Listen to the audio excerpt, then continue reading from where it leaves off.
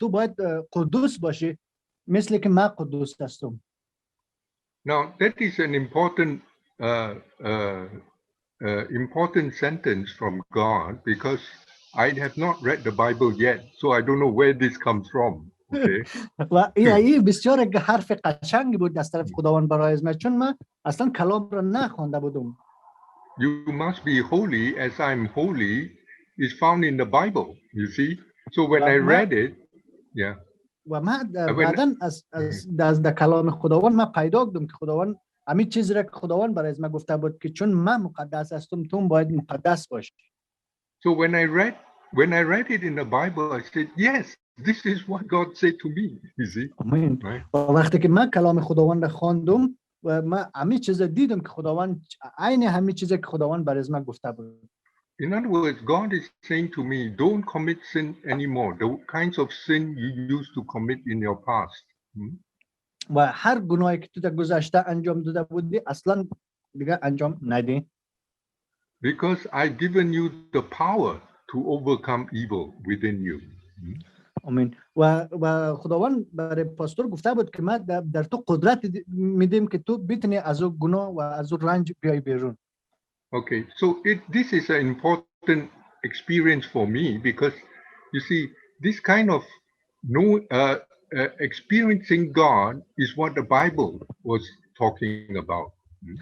و این گونه شناخت خدا که این گونه شناخت که با خداوند من داشتم عین همین چیز در کلام خداوند من خواندم. Now that's what I'm saying. Okay, I have not read the Bible. I don't know anything about God, but I did experience Him. That is far more important. Okay. و من پاستور بو میگه من هیچ وقت کلام را نخوانده بودم اما من خداوند شناختم و من خداوند توانستم تجربه کنم. Yeah. So when people ask me, why did you become a Christian? وقتی که انسان ها از من سوال کرد که چرا تو مسیحی شدی؟ Then my answer is because I experienced Him. You see? و من به خیلی ساده میتونم جواب بگم به خاطر که من او را شناختم. میگه I experienced Jesus and I experienced God. That's why I became a Christian. من شناختم عیسی مسیح را و من شناختم خداوند را و به او خاطر است که من مسیحی هستم. In other words, nobody told me anything, and I've not read the Bible. Right? و هیچ کس برای من چیزی نگفت و من هیچ وقت کلام را نخوانده بودم در وقت. Okay, so it is important to understand all these, because that is the kind of experience that you and I must have, right? Although it may not be the same as mine, but we know we have experienced God. و امین رقم که ما تجربه دارم، امین رقم تجربات شاید در زندگی شما باشه اما متفاوت، ولی خب شما این چیزا رو تجربه میکنید. Okay, now let's look at another verse. و در آیه دیگر میبینیم. Okay, we look at John chapter 6. و در یوحنا 6 میخونیم. 44 and 45. 44 and 45. Okay. Yes. Johanna 6, 44 and 45.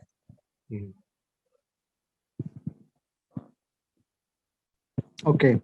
هیچ کس نمیتواند نزد من بیاید مگر اینکه پدری که مرا فرستاده او را به طرف من جذب نماید و من او را در روز بازپستن زنده خواهم ساخت.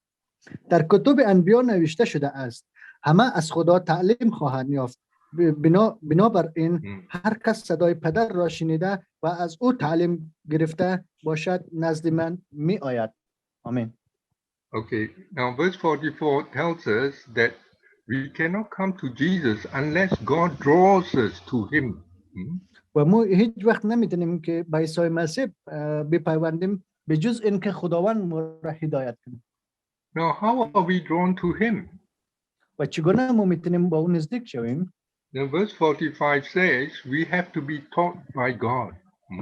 و ما باید از خداوند اول یاد بگیریم و تعلیم بگیریم. Now it says here in verse 45, everyone who has heard and learned from the Father, you hear and learn from him. That's how he points you to Jesus. و هر کسی که که صدای خداوند بشنوه و از خداوند تعلیم بگیره، او زمان در واقع تو را هدایت کرده به عیسی مسیح. Okay, which shows that Jesus is the means, is the person through whom we experience God and through whom we will have our salvation. و ما باید بفهمیم که عیسی مسیح یک مکانی است که ما میتونیم آرامش، صمیمیت و صلح را در پیدا کنیم. Okay, now so I will not explain further, but I just want to ask this question. Okay, what kind of attitude must we have in order to hear and learn from God? و من زیاد دنبال ننم، من فقط یک سوال مونم که چگونه خاصیت، چگونه خصلت ما داشته باشیم که بتونیم صدای خداوند را بشنویم. Because very few people in this world really experience God in such a way that you can hear him and learn from him, and he's pointing you to know Jesus. و چون در دنیا بسیار کمی از آدم‌ها میتونه صدای خداوند را بشنوه و میتونه با خداوند باشه و میتونه او را در زندگی خود ببینه.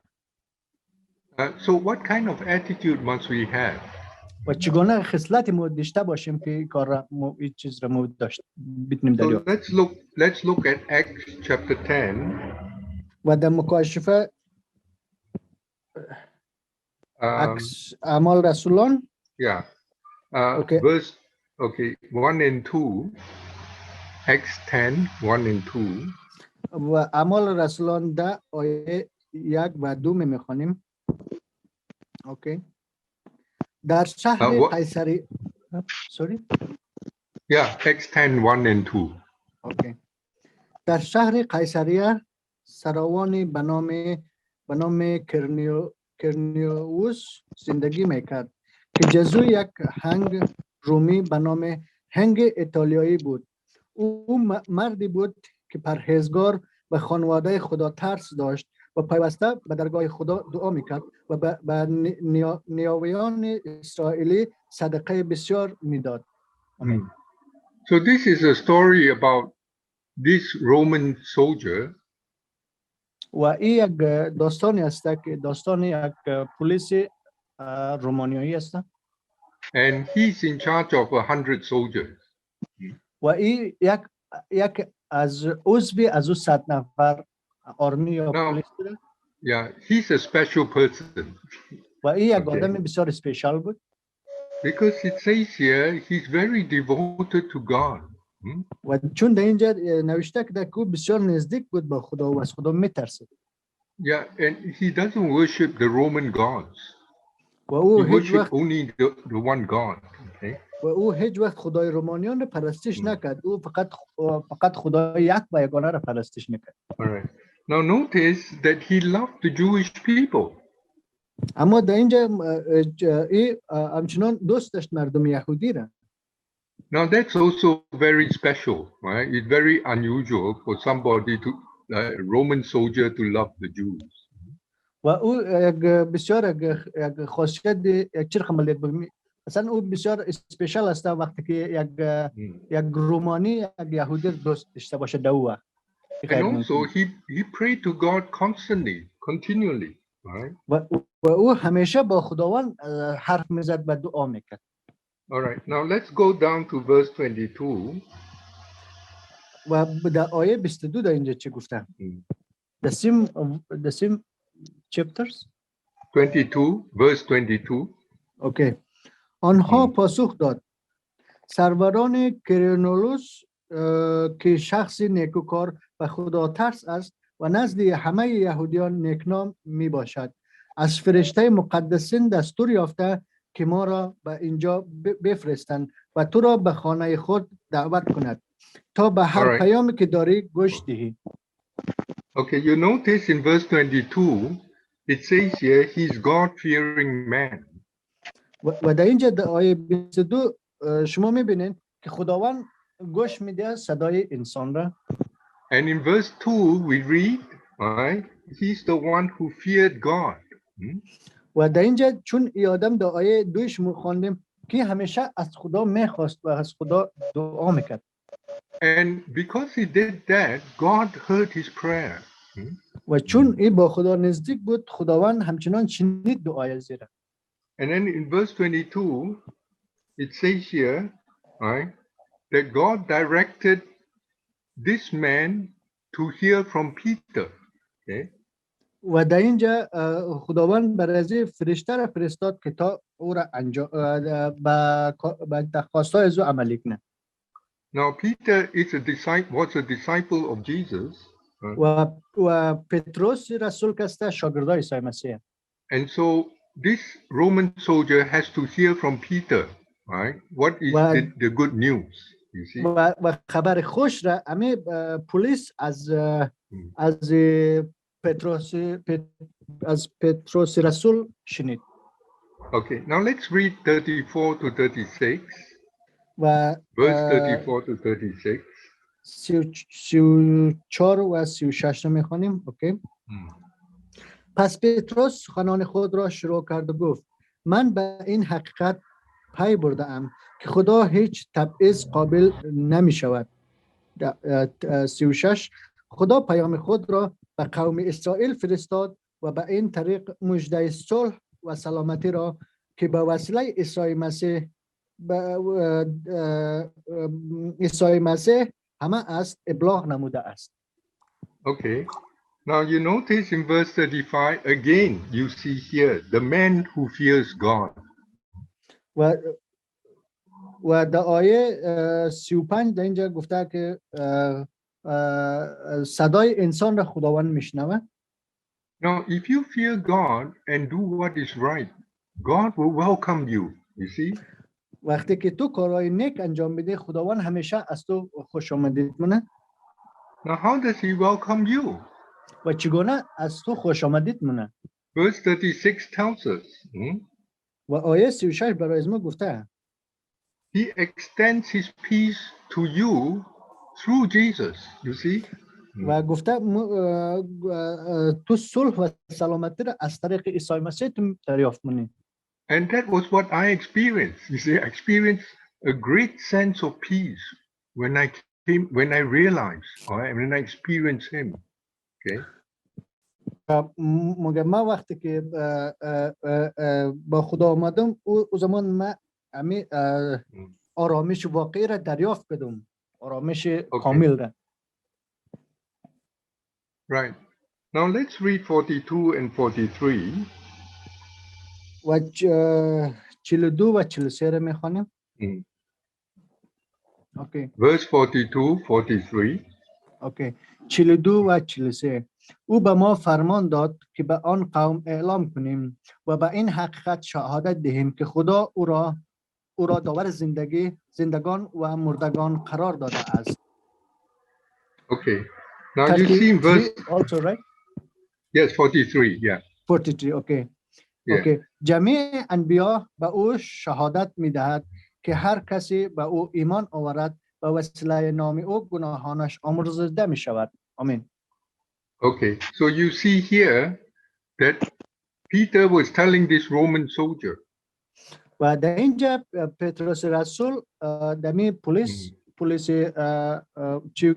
چیز رو میگه That God gave Jesus the authority to judge the living and the dead. و برای عیسی مسیح وظیفه دیده شده که قضاوت کنه مردگان و زندگان را. That's why we speak about the second death, right? The spiritual death is much worse. و چرا ما در مورد مردن صحبت می‌کنیم که بسیار نگران کننده است. Because even those who have died, they will still be judged, right? They will have to be judged by Jesus. و هر کسی که بمره همچنان اونا رویش روز قضاوت خواهم شد. So you can see all the bad things that people do, right? Yeah, it can be very horrible, right? But when they die, it doesn't mean they escape, right? They will be judged even worse, right? و آنهایی که کارهای شرارت مونه یا کسی را اذیت و آزار میده به این معنا نیست که اونا مرد دیگه راحت شدن، اما وقتی که مرد در اونجا رویش قضاوت میشه، رویش اونجا تصمیم گرفته میشه. So the verse tells us that no one can escape God. و هیچ کس نمیتونه از خود از زیر قضاوت خدا دور شد. Everyone will have to answer for what he has done. You see. و هر کس باید پاسخ بده چه چیزایی رو اونها انجام دادن. Now this is important because he's talking to a Roman soldier. You see. و این خیلی مهم است چون این در یک آدم پلیس رومانیان صحبت کرده. Because when you're in the military and you are the one in control, then the temptation to do evil is very great. و چون تو وقتی تو در زیر قانون باشی در زمان هر اشتباهی را که تو کنی تو را باید گوشمالی بده بایست. Right. And so Peter says that when you believe, in other words, when you are committed to Jesus, then you will receive the forgiveness of sins. وقتی در اینجا پتروس رسول گفته اگر تو ایمان بیاری به عیسی مسیح او زمان تو همه گناههای تو بخشیده میشه. Now remember that this Roman soldier, he fears God. That is very important, right? و همه پلیس رومانی خداوند با خداوند بود و خداوند شناخته بود و این خیلی مهم است. Yeah, which means that he's very careful, right? With what he does. He makes sure he doesn't do wrong things. و او درک کرده بود که چه چیزا رو ما انجام بدیم، خیلی مواظب بود و او هر چیزی رو که انجام میده بسیار با احتیاط انجام میده. And then what happens in verse 44? و در اینجا چی verse 44? آیه 44 رو ما میخونیم. اوکی. پتروس هنوز صحبت میکرد که روح مقدس بر همه شنوندگان نازل شد. Right. Now you can see God welcomed them, you see. و خداوند اونا رو خوش آمدید گفت. Because when Peter was still speaking, the Spirit of God came upon the Roman soldier and his family. و وقتی که پتروس رسول همین صحبت‌های در حال ادامه دادن بود که روح مقدس آمد روی از اونا. So you can see now they experience God, you see. و او زمان اونا خداوند بهتر شناخت. Yeah, and there was peace between him and God. و اونجا یک آرامش خاص بود با همه مردم و خداوند. So we have to ask this question: are we at peace with God? Are we right with him? You see. و باید ما از خدا سوال کنیم که ما آیا با خداوند آرامش داریم؟ آیا ما در راه درست هستیم با خداوند؟ The answer to this, right? How do we experience this? To be at peace with God. What is the answer to this? و جواب از چی است که ما چگونه بتونیم آرامش با خداوند پیدا کنیم؟ The answer is to fear God, you see. و جواب شمی است که باید خواسته های خداوند به جا بیاریم. So in Acts chapter 10 we see the word fear God 3 times. و در اعمال رسولان ما خواندیم که باید ما خداوند باید پیدا کنیم بشناسیم. Now we have to clarify this matter of fearing God because in the Bible to fear God there are 3 meanings. Okay? و در اینجا باید ما بفهمیم که در اینجا وقتی که صدای خداوند میشنویم 3 معنا داره. The first meaning of fear is the fear of punishment. و اولین باره که تو صدای خداوند میشنوی او زمان تو رو کسته punishment مجازات کردن. تو را مجازات میدن. Yeah. This is one of the things that this one we can all how do you put it? We experienced it. We know what it means. Okay. و ما همه از ما این چیز را تجربه کردیم و ما میفهمیم معنای از چی است. As I said before, when I was young, I fear the gods because I'm scared. I'm afraid they will punish me. و ما گفتم در گذشته وقتی که ما صدای خداوند نشنیدم ما ترسیدم و او مرا جزا داد. So it doesn't matter what religion. Everybody fear their God. We don't want to get punished. و هیچ مهم نیست که در دین هست اما وقتی صدای خداوند میشنوی او زمان تو را جزا میده. So it might punish you by making you sick. It might punish you by making you poor. All right, that's the worst thing. Okay. شاید تو را آزار بده تو مرشنی یا شاید تو را آزار بده تو فقیر شوی. Now, if we have fear of punishment, if we have this fear of punishment, then that is not a positive thing. We run away from the person. و اگر ما همین رقم جزا را ببینیم او عادلانه نیست، باید ما فرار کنیم. Okay, now that is the first meaning, right? و این معنای اول است. Now, but yet in the Bible it says, if you know God, you don't have to be fearful of punishment. و وقتی که تو خداوند را تو میشناسی و خداوند را شناخته، تو نباید نگران از ترس و از زجر باشی. Right. Now the second meaning is this, right? The second meaning is to fear God means you respect him. و معنای اصلیش یک وقتی تو خداوند را شناخته تو باید به او احترام بیاوری و احترام قائل شوی. Now it's like respecting our parents, for example.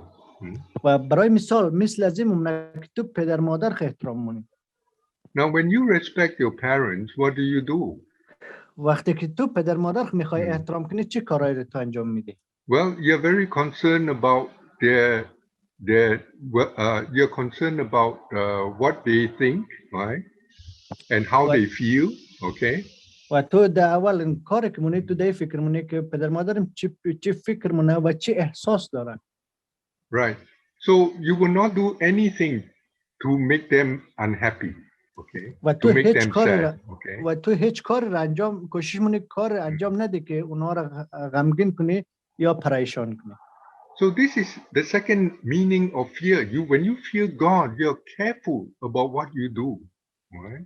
و همچنان وقتی که تو خداوند را میبینی تو باید خیلی مواظب باشی که تو چی کار را در حال انجام دادن هستی.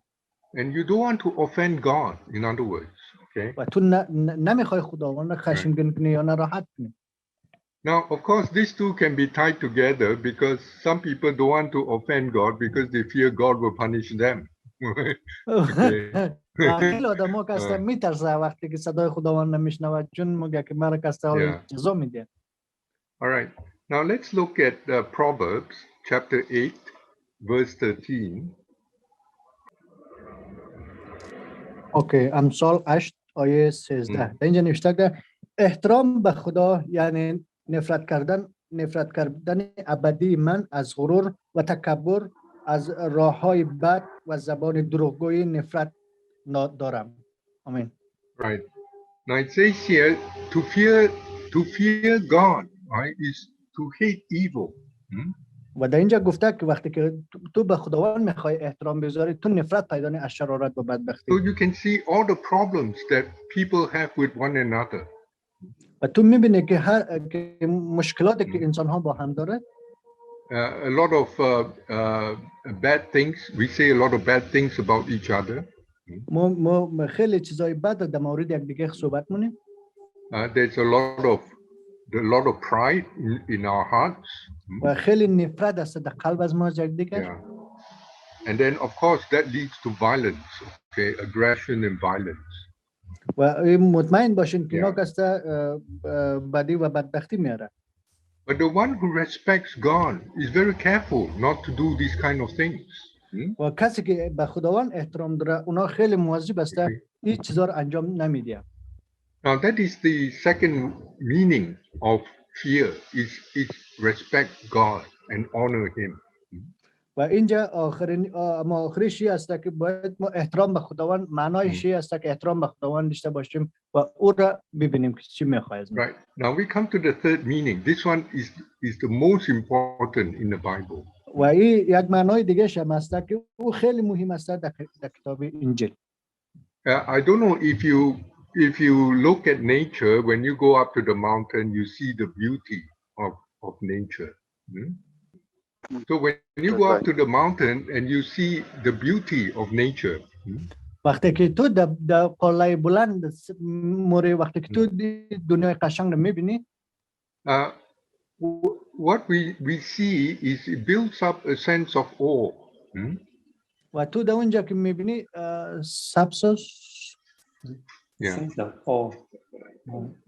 sense of awe, right? اوکی و تو تعجب مونی و قشنگی رو میبینی.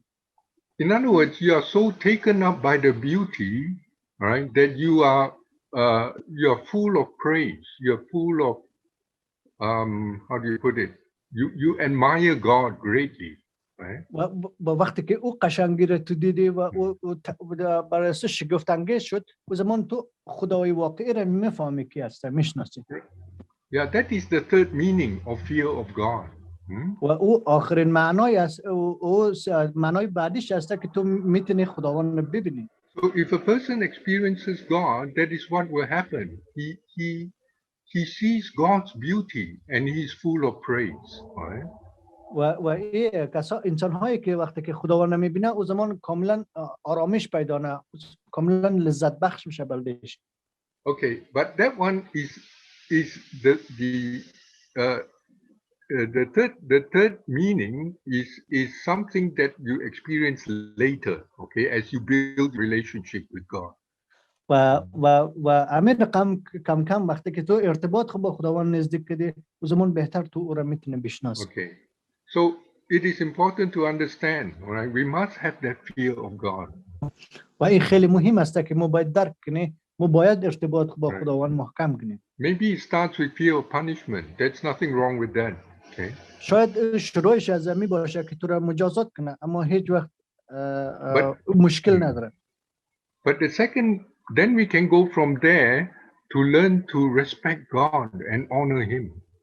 و از اونجا میتونیم شروع کنیم که با خداوند احترام کنیم. That is possible for us. We can do that. Okay? و این امکان پذیر است برای ما میتونیم این انجام بدیم. So if you learn this attitude towards God and towards His Word, you will find yourself getting closer to Him. Right? و وقتی که تو خداوند پیدا کردی و به صدای او گوش دادی، او زمان تو بسیار خود را با او نزدیک میتونی احساس کنی. Okay, so I think I will close, but I'll close with this verse. It's a very important verse for everyone. و ما در اینجا خاتمه میدیم و با یک آیه و یک آیه برای همه از ما شما خیلی مهم است. Okay, it's in James chapter 4. و این یعقوبوس. James 4, 7 to 10. James 4. James 4, we just read James 4 verse 8. Okay, that's enough. All right. Okay, James 4 verse 8. Okay. در یعقوب 4 آیه 8 میخوانیم. به خدا تقرب جوید که او نیز به شما نزدیک خواهند شد. ای گناهکاران، به دستهای خود را بشویید. ای ریاکاران، دلهای خود را پاک سازید. آمین. So we must be ready to change from our evil ways. و ما باید کاملا تغییر کنیم از یقین یا باور به رفتار شرارت. But the most important thing is we must draw near to God. If you draw near to God, He will draw near to you. و خیلی چیز خیلی که مهم است، باید ما هر قدر که نزدیک با خدا شدیم، خداوندمون مر قدر نزدیک با ما میشه. Because we have a God who will respond to us. He's not far away, He's near. Okay? و تنها کسی است که خداوند که جواب شما رو بده، او خداوند است، او دور نیست، او نزدیک همراه شماست. Okay, now so the responsibility now rests upon us. It's our we must make that step to draw near to God. و او کل امی داستانا که است مربوط به خود از ما میشه که ما میخوای انتخاب کنی که یک قدم پیش بریم با خداوند یا خیر. Of course, if you don't draw near to God, then He will not draw near to you. مطمئن باشین اگر تو با خداوند نخوای نزدیک شنی، خداوند هیچ وقت با تو نزدیک نمیشه. Now this verse many people have experienced. و این آیه را بسیار از آدما تجربهش داره. Because I read in the internet news about women in Iran. و من پاسور میگم ما یک چیز رو در اینترنت خواندم در مورد یک شخص ایرانی بود. These are people who are poor, right? They are poor people and they suffer a lot. و این شخص بود که بسیار فقیر بود و بسیار مشکلات در زندگی دیده بود. And so they turn to God, because when you are in this situation, you have nowhere else to turn. So they turn to God. و در اون شرایط او هیچ راهی نداشت، اما فقط تنها راهش خداوند بود و آمد به خداوند. And they actually they were sharing that when they did that, Jesus appeared to them. وقتی که این آدم این را انتخاب کرد که با خداوند باشه، اما او آدم عیسی مسیح را دید. So not just women, but some men also experienced this. و نه تنها او مرد ایرانی، خیلی کسای دیگه هم دقیقاً همین چیزا را در زندگی تجربه کرد. So God drew near to them, but he also showed them, right, who Jesus is. و وقتی که ما نزدیک با خداوند میشیم، او هم همچنان نشان میده برای ما که عیسی مسیح کی هستن. Now it makes a big difference for these women and men because they are suffering there, right? و این بسیار متفاوت است برای از شخص، چون او بسیار مشکلات سپری کرده بود. So a lot of them became Christian not because somebody else told them about Jesus, but they themselves experienced who Jesus is. و خیلی آدم‌ها وقتی که مسیح شده، هیچ کس برای از اونها نگفته بوده یا شریک نکرده بوده درباره مسیحیت، اما خب عیسی مسیح خودش برای از اونها صحبت کرد. Of course, the police came and they wanted to arrest them because they see them as converting from Islam to Christianity. و وقتی که پلیس میخواست اونها را بگیره، چون اونها از مسیحیت، از مسلمان دور شده بود و مسیح شده بود. And actually some of them were arrested and they were treated badly, right, in prison. و در اونجا وقتی بعضی از اونها رو که گرفته بود، بسیار یک رویه بدی که در امرایش. But in prison they were able to tell other people about Jesus. وقتی که با اون همه رنج کنار میداد، اونا هم امکان پذیر شده بود که محبت عیسی مسیح رو با ایده همونجا با هم دیگه صحبت کنه. So the prison officer said to them, you cannot talk about Jesus. They say, why? You put me here. و در اونجا پلیس گفته بوده که تو نمیتونی در اینجا در مورد عیسی مسیح صحبت کنی. و گفته ده چرا؟ اگر مشکل داره مرا بازم در اینجا بان نگه دار. You put me here, so what can I do? I tell them about what I experienced. و یه آدم پلیس میگه که تو مرا در اینجا گرفته بندیگ ده. خب ما باید در اینا صحبت کنم از چیزی که من تجربه کردم در زندگی خود. So they stay in prison for a few years. After that, they were released, right? و اونا خیلی 4 سال در زندان بود، بعد از 4 سال اونا آزاد شد. But the police continue to follow them. They want to see who else these people are talking to.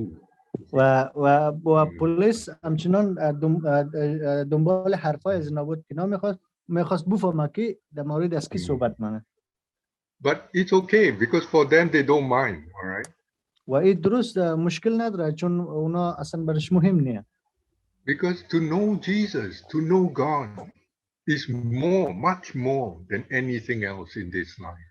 You see? و در زندگی شما مهمتر از شناختن خداوند و عیسی مسیح هیچ چیز مهمتر نیست. So one of them said, they can take my money, they can take my house, they can take my land. I don't care because I have Jesus. و بعضی از اونا گفته بود اونا میتونه خانه از من بگیرن، میتونه زمین از من بگیرن، میتونه ثروت از من بگیرن، اما من هیچ نگران نیستم، من عیسی مسیح رو دارم در زندگی. So you can see these women and men, how did they start? How did they experience? Well, it started with fearing God. That is the thing. Right? و شما میتونین این مرد رو بشناسین که چگونه شروع کرد، چگونه پیش رفت، فقط دنبال صدای خداوند بود. When you have that attitude towards him, God will respond to you. اگر تو این گونه خصلت داشته باشی یا خاصیت داشته باشی، خداوند هم جواب از تو رو میده. So make it a name to draw near to God at all times. و کوشش کنید همیشه نزدیک با خداوند باشین، همیشه وقت. And you will experience how God will respond to you. و تو میتونی و بعد از تو میتونی تجربه کنی که چگونه خداوند صدای تو رو میشنوه. Okay, so I finished for today. و پاستور بو میگه که ما هم اینجا خاتمه میدیم امروز.